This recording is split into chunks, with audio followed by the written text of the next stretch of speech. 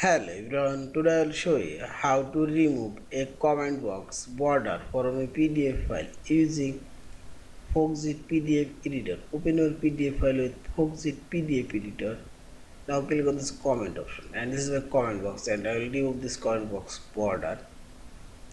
Click on this comment box and select. Now click right button on your mouse cursor and say properties.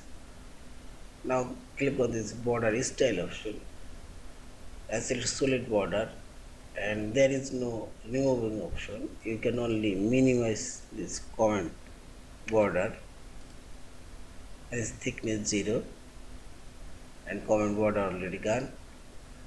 Also you can make this border color white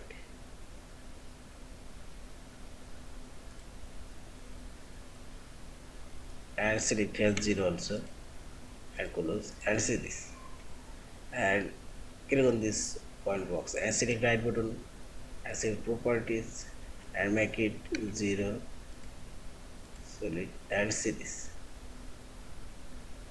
again select 0 and close.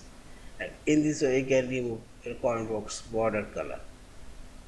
Yeah, this is, and finally select this file option, save or save as a PDF file.